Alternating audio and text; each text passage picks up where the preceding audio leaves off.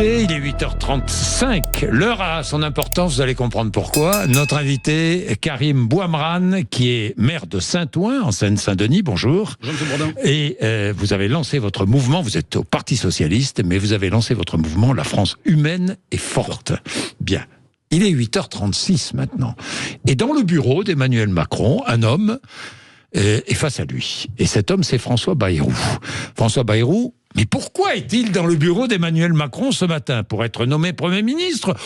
Ou parce qu'Emmanuel Macron est en train de lui expliquer qu'il ne le nommera pas? Qu'est-ce que vous en pensez, vous, Karim Bouamrane? Je pense que c'est du 50-50, là. C'est du 50-50, ouais. Mais quand on prend un peu de hauteur, c'est vrai que l'histoire peut apparaître un peu surréaliste, quand même. Ouais. On est dans l'histoire maître des horloges, on change de ministre, censure. Vous l'évoquiez, vous imaginez la peau du petit patron, du maire, de la française et du français qui ont du mal à boucler leur fin de mois, de l'enseignante de l'enseignant. C'est très kafkaïen quand même cette histoire. Oui. Donc là, c'est pour ça que dès le début, moi j'en ai appelé à la responsabilité collective. J'ai une réflexion, je me faisais une réflexion. On ne choisit pas le meilleur pour ce poste. Non. On choisit celui qui a le moins d'opposants. Mais je suis complètement d'accord avec vous. Le sujet, c'est vraiment une question de posture. Quand est-ce qu'on va arrêter les postures? Moi, ça me saoule, ces postures. C'est vrai que dès le début, souvenez-vous, j'ai eu la chance d'être invité dans vos plateaux.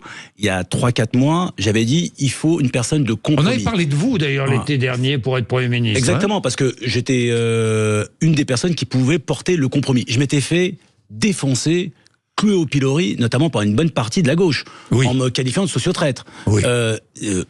Comme disait Fidel Castro, condamnez-moi, l'histoire m'acquittera. Là, l'histoire m'a acquitté parce qu'une bonne partie des gens de la gauche reprenaient la notion de compromis, pas de compromission. Sauf que là, on a perdu 3 mois.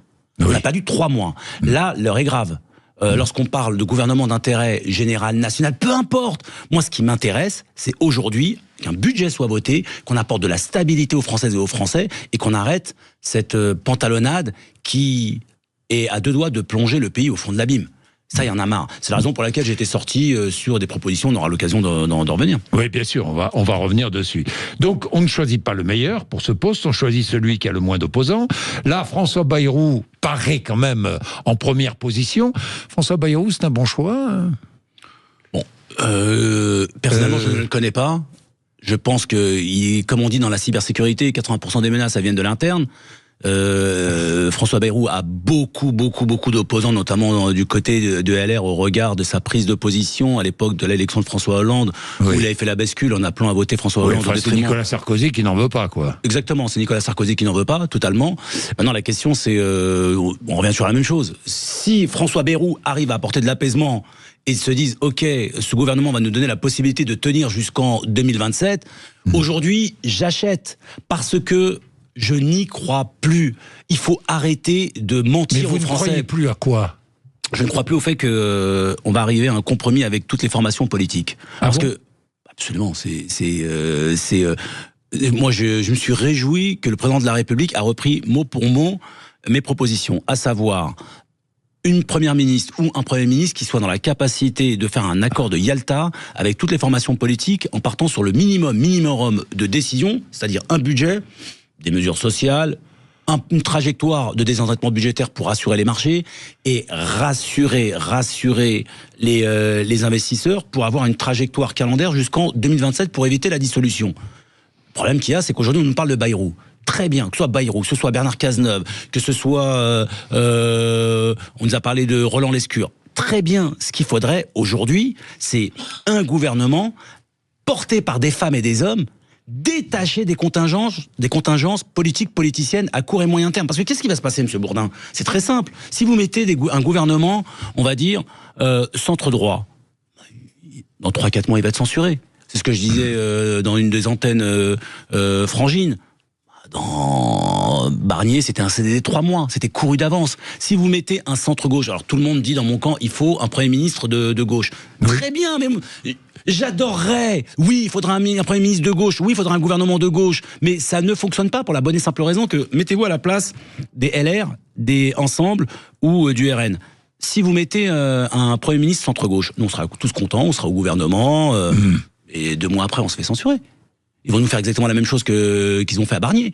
Donc la question maintenant, c'est aujourd'hui, c'est comment on arrive au regard de la situation à une proposition qui nous apporte stabilité et sérénité. Quelle est la proposition selon vous? Alors moi, la proposition, elle est très simple. Elle est très simple. Le Premier ministre ou la Première ministre, avant toute chose, on va voir ce qui va ressortir du rendez-vous avec Emmanuel Macron, mais en tout cas, la personne qui sera nommée Premier ministre, la première mission à laquelle elle doit s'acquitter, c'est réunir toutes les formations politiques du bloc républicain. En leur expliquant, écoutez-moi bien les amis, on a beaucoup de divergences, on a même 100% de divergences. La preuve, vous venez tous avec des postulats de base. Oui, je veux, mais ça, avec 25 milliards de conditions. Ça ne fonctionne pas, c'est ce qu'on appelle la quadrature du cercle. Réunion des formations politiques, M. Bourdin. Des écologistes jusqu'à LR. Absolument. Parce que le RN n'est pas républicain? Pour moi, le RN, c'est la ligne rouge. On exclut le RN. Bien. On exclut le RN. Et LFI aussi. LFI s'exclut toute seule. C'est une autre ligne rouge pour vous? Ils sont exclus. Est-ce que c'est pour vous une autre ligne rouge? C'est pas moi qui ai mis la ligne rouge pour Jean-Luc Mélenchon. C'est lui qui l'a mise. Il a expliqué qu'il voulait la démission de Macron pour anticiper une élection présidentielle pour qu'il puisse se présenter. À partir du moment où il a évoqué cette ligne rouge, pour moi, je ne suis pas du tout sur cette ligne. Je suis pas sur la ligne de faire démissionner le président. Moi, je suis un républicain. Le président de la République a été élu, qui poursuit son mandat. Maintenant, la question, c'est comment on arrive à la stabilité. Donc on réunit. Vous avez LR, vous avez le PC, vous avez ELV, vous avez le PS, vous avez Ensemble, vous avez Horizon. Les amis, on n'est pas d'accord. Est-ce qu'on peut se mettre d'accord sur le fait qu'on soit pas d'accord?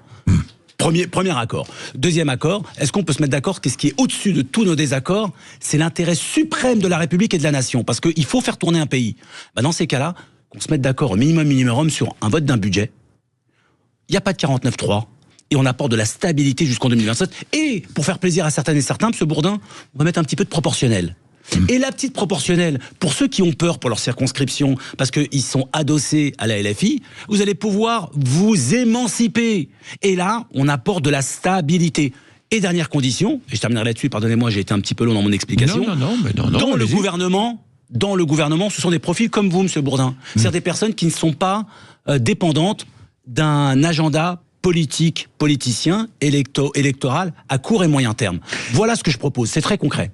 Donc, vous êtes membre du Parti Socialiste. Si François Bayrou est fier de l'être, si François Bayrou est désigné Premier ministre par Emmanuel Macron, est-ce que le PS doit le censurer? Ou s'engager à ne pas le censurer? Si, d'emblée, la posture du Parti Socialiste ou de tous les membres du NFP ou du Bloc républicain, c'est avoir un débat qui s'articulerait autour de la censure, ça serait, encore une fois, se perdre dans des postures politiciennes. Encore une fois, on a changé de paradigme. On ne fait pas d'a priori. François Bayrou, Premier ministre, on ne dit pas tout de suite, on va le censurer. Mais si on fait ça, ça serait la quintessence de la débilité et de l'irresponsabilité. Aujourd'hui, vous avez vu la situation dans laquelle on se trouve. Vous parlez avec les représentants des entrepreneurs, des entreprises. Vous parlez avec les représentants des maires, les représentants des médecins, des enseignants. Ils se disent, mais où est-ce qu'on va? Je vous donne un exemple très concret, mais vraiment très concret. Dans le projet de loi de finances, il y avait une épure budgétaire de moins 11 milliards pour les collectivités territoriales. Vous connaissez très bien comment ça se passe. Vous êtes dans le réel. Vous connaissez parfaitement les villes et les maires. Bon. Les budgets se votent la semaine prochaine, début janvier. Oui. Vous avez le 3/4 des collectivités territoriales qui ne savent même pas comment ils vont pouvoir boucler leur budget. Entre les fonds de soutien, le FCTVA, la TVA, les fonds verts, on est complètement perdu. Une ville comme la mienne, à Saint-Ouen, c'est potentiellement moins 4 millions de budget sur 130 millions de budget. Oui. Karim Bouamrane, ni 49.3, ni censure, pas de dissolution avant l'élection présidentielle. Est-ce ce qui a été négocié dans la réunion de mardi? J'ai aucun retour sur ce qui a été négocié mardi. Ce que j'ai ressenti depuis 10 jours, c'est beaucoup de, on va dire, non pas de contradiction, mais on ne sait pas trop sur quel pied danser. Pareil. Je parle du PS. J'y viens. J'adore mon parti. Oui. Je suis amoureux de mon parti et je suis fier de mon parti. Sauf que, pareil, moi c'est pour ça que j'aime bien être chez vous. Moi j'aime bien quand on dit les choses. Oui. Sans ambiguïté. Si mon premier secrétaire, Monsieur Faure, Olivier Faure, camarade Olivier, part sur une trajectoire qui est la suivante. Je veux être le Premier ministre. Et je veux porter une partie dans mon gouvernement, les écologistes, le PC, etc. Mais voilà mes conditions, et voilà pourquoi cette proposition apporterait sérénité, apaisement pour le pays. Très bien. Là, on entame un débat. Sauf que là, on ne comprend rien. Au départ, c'est bloc républicain, pas républicain. On revient avec une liste de conditions. Vous savez, au bout d'un moment, quand vous venez avec 25-50 conditions, c'est que vous voulez pas trouver de deal. Donc, mais qu'on dise les choses, on ne comprend rien. On a les changements de posture d'une partie du NFP, ELV, qui disent au départ, on est prêt à négocier avec le bloc républicain, hors LR. Mais en fin de compte, on veut. Mais le NFP est mort. Franchement, Karim Bouamran. Le NFP est mort. C'est quoi le NFP? Le NFP, ça a été, c'est une belle coalition de circonstances qui nous donne la possibilité de gagner contre le RN. Le NFP a été, on va dire, la fin de la récré du NFP a été sifflée par Jean-Luc Mélenchon et Monsieur Bompard, qui dès le départ avait dit il n'y aura pas de primaire, il n'y a qu'un seul candidat. Pour nous, à gauche, c'est celui de Jean-Luc Mélenchon. Donc à partir du moment où on impose un candidat, c'est la fin de la récré. Le NFP est mort. Oh, disparaît. Il a été acté comme sa disparition a été actée. Mort clinique à partir du moment où Jean-Luc Mélenchon l'a décidé. Est-ce que, soyons concrets, toujours. Justement, je sais, j'aime bien. Est-ce qu'il faut garder Bruno Retailleau à l'intérieur? Ça, franchement, Monsieur Bourdin, ça c'est pas à moi de décider. Non, mais ce que vous en pensez? Monsieur, s'il y a une personne sur le plan politique que je combats au niveau de ses valeurs, au niveau de sa prise de position, au niveau de ce qu'il incarne, c'est bien Monsieur Retailleau, avec sa énième loi sur l'immigration, avec ses déclarations qui ne sont pas dans l'apaisement, dans la sérénité, mais dans la fragmentation, dans le clivage. Et je pense qu'aujourd'hui, on l'a vu avec la concorde nationale provoquée lors des Jeux Olympiques.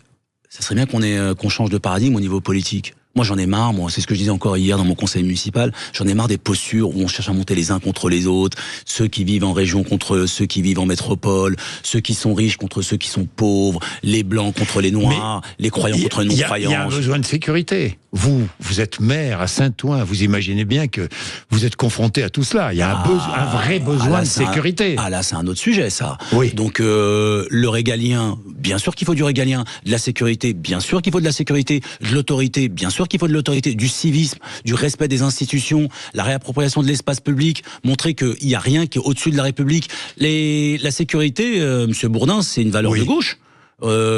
Toutes les personnes qui sont autour de cette table... Mais la gauche l'a oublié longtemps. Oui, par idéologie, par fausse interprétation idéologique, par pudibonderie, par parfois dérive gauchisante et par déconnexion avec le réel. Quand vous êtes maire, que ce soit d'un village ou que ce soit d'une ville comme Saint-Ouen, le fait de se sentir en sécurité, quelle que soit son origine sociale, quelle que soit son orientation sexuelle, son âge, c'est une priorité non pas uniquement constitutionnelle, mais une priorité citoyenne et républicaine. Le PS menace d'exclure tous ses membres qui entreraient dans un gouvernement qui ne serait pas de gauche. Vous comprenez cette position extrême? C'est pareil, pourquoi on s'énerve comme ça? Mais mais pourquoi on est dans le... On sait même pas qui est-ce qui va être nommé. On se fend d'un tweet comme cela, comminatoire. Attention, on est encore dans cette espèce de tribunal des consciences. Est-ce que un socialiste a sa place dans un gouvernement de droite? Non. Est-ce qu'un socialiste, ça il serait de droite, est-ce qu'un socialiste doit être dans une logique de se compromettre dans un gouvernement qui prendra des mesures antisociales? Non. Est-ce qu'un socialiste aujourd'hui a un rôle d'apaisement, d'apporter de la sérénité et de contribuer au sens de la responsabilité? Donc dans un gouvernement de compromis, oui. Mais bien sûr. Mais bien sûr, mais pourquoi? Parce qu'aujourd'hui, au moment où je vous parle, vendredi 13 décembre, on n'est pas dans la même situation que fin août 2024. Les conséquences de la dissolution au niveau du produit intérieur brut, au niveau de la croissance, sont dévastatrices. Aujourd'hui, on est dans le flou non pas artistique, le flou économique, politique, géopolitique. Sur la réforme des retraites, est-ce qu'il faut abroger absolument, ou est-ce qu'une conférence sociale serait une bonne solution? Une conférence sociale serait une bonne solution. C'est aujourd'hui, est-ce que on a la même ensemble En Marche, ex-En Marche, ceux qui ont mis en avant cette réforme, en font comme une condition incontournable, indispensable, étant donné que c'est la marque de leur mandat. Le Parti Socialiste, mon parti, on a des éléments, on va dire, dits incompressibles. On se met autour de la table et on discute. Et on discute aussi avec les syndicats. Et on apporte de l'apaisement. On n'est pas dans une logique de « nous, la ligne rouge ». Il n'y a que des lignes rouges. Il n'y a que des lignes rouges. Donc, à partir du moment où il y a des lignes rouges, ça devient non pas des lignes, ça devient des barbelés, ça devient un blocage, et les victimes collatérales, ce sont les Françaises et les Français. Oui. Vous pourriez être candidat à l'élection présidentielle un jour, Karim Bouamrane ? Je pense que quand on est responsable politique comme moi, ce sont des options qui sont dans le scope. Mais aujourd'hui, la personne qui vient chez Jean-Jacques Bourdin et qui dit « je suis candidat à l'élection présidentielle », comme ce fut le cas de certains, je dis « mais ils sont complètement à côté du film ». Aujourd'hui, mon enjeu, c'est bien gérer mon mandat de maire, contribuer à la sortie de crise sans fausse modestie mais avec l'humilité qui s'impose et mettre toute mon énergie pour que arriver à un moment dans lequel nous nous trouvons, nous puissions éviter l'abîme et apporter de l'espoir et de l'espérance et faire cause commune. Vous servez le public aujourd'hui, Karim Bouamrane, vous étiez dans le privé auparavant, vous pouvez juger des deux en quelque sorte. Aujourd'hui, quel est le service que vous rendez à la population ? Qu'est-ce que vous cherchez ? Vous êtes maire de Saint-Ouen, c'est une ville, 60 000 habitants 60 000 habitants. Saint-Ouen, en Seine-Saint-Denis, un département qui est en plein développement. On le dit parce que la Seine-Saint-Denis est stigmatisée à tort. Un département en plein développement. Qu'est-ce que vous apportez ? Qu'est-ce que vous voulez apporter à la population ? C'est une bonne question, ça. C'est qu'est-ce qui est... Qu'est-ce qui vous guide ? Qu'est-ce qui me guide ? Le driver, le sens. Moi, le premier élément, c'est très concret. C'est pour ça que j'aime bien revenir au basique quand on fait de la politique, l'intérêt général, surtout quand on est élu. Déjà, contribuer à améliorer la vie des gens concrètement. Se dire, ouais, d'accord. Mais c'est ça. Déjà, on revient au basique. 2, redonner de la fierté aux gens. Redonner de l'espoir aux gens. Nous, on est la génération intermédiaire. Je me dis, quand nos gamines et nos gamins nous croisent, se disent, tiens, j'ai de l'espoir, je suis fier d'être dans mon territoire, je suis fier d'être française et français, je suis fier de me dire je peux être l'architecte de ma propre vie, c'est-à-dire choisir ma vie et pas la subir. Je suis fier de me dire grâce à la puissance publique, je peux me soigner, je peux bénéficier d'une éducation de qualité, je peux avoir un logement de qualité. Moi, je sais ce que c'est de pas avoir un logement de qualité quand j'étais enfant, c'était le cas. Je sais ce que c'est pouvoir bénéficier d'une éducation républicaine. Je sais ce que c'est pouvoir bénéficier d'une puissance publique qui nous apporte de la culture, des infrastructures sportives et puis écrire une histoire commune. Moi, c'est ça qui m'intéresse. C'est de me dire, un profil comme Monsieur Bourdin ou Karim Bouamrane ou Chloé ou le petit Moussa, on arrive à faire cause commune et se retrouver autour de projets communs. Voilà ce qui me guide. Et rendre les gens heureux. J'ai une question qui va peut-être choquer. Est-ce qu'un Français d'origine maghrébine comme vous pourrait devenir président de la République? Non, c'est pas une question choquante et je vous remercie de me poser la question. Je pense que oui. On m'a posé la question à l'époque quand j'étais en 2017. On me posait la question, est-ce que un Français d'origine maghrébine, de confession musulmane, noir en plus, de couleur noire, avec une tête de Cubain ou de Dominicain ou de Caraïbien, peut devenir maire de Saint-Ouen? Vous savez, les Françaises et les Français sont quasiment le peuple le plus intelligent de la Terre, je le dis sans fausse idée patriotique. Oui, parce qu'à partir du moment où vous avez un projet clair, une vision claire, vous êtes aligné et vous contribuez, vous donnez de l'espoir et de l'espérance, la France... Vous avez été vous-même victime de racisme ? Alors, est-ce que j'ai été victime frontale ? Non, mais c'était plus du racisme sournois. Mais comme du racisme pour mes amis qui viennent des Cévennes ou qui viennent de Bretagne ou qui viennent du Pays Basque, où cette espèce d'arrogance, de mépris de classe, de mépris territorial, ce côté parfois on va dire la discrimination et la sournoise et le racisme sournois de classe. Il est plus fort que le racisme phénotype ou de religion. C'est cette espèce... Tu n'es pas du sérail, où vous êtes obligé de travailler 4-5 fois plus. Vous le sentez, ça ? Encore ? Je le sens. Au sein du Parti Socialiste, dans la classe politique, il n'est pas du sérail, il vient du privé, il est d'origine maghrébine, il est maire d'une ville de banlieue. D'origine maghrébine, pas trop. En revanche, c'est... Maire d'une ville de banlieue ? Ouais, surtout d'un territoire péri, comme c'est le cas pour mes amis qui sont maires d'un petit village ou maires d'une ville de région. Ça, on ressent exactement le même sentiment de discrimination. Mais c'est ce qui fait notre force. On a une résilience, on a une détermination, et c'est ce qui fait de nous qu'on est amoureux de la République, et c'est ce qui fait de nous qu'on a une vision non pas qui dérange, mais qui apporte de la fraîcheur et qui est aligné avec le réel. Parce que nous, on est dans le réel. Lorsqu'on vient ici dans les studios, on discute, que ce soit avec Juliette, ou que ce soit avec ceux de l'accueil, ou que ce soit avec le chauffeur de taxi, on est dans le réel. On peut être en accord, en désaccord, mais on est dans le réel. On n'est pas déconnecté, on n'est pas en vase clos. Et ça, je pense qu'aujourd'hui, la classe politique française, comme la classe culturelle française, comme la classe dirigeante française, a besoin de ce coup de jus, ce coup de juice, comme diraient les anglo-saxons. Merci Karim Bouamrane d'être venu nous voir ce matin sur l'antenne de Sud Radio.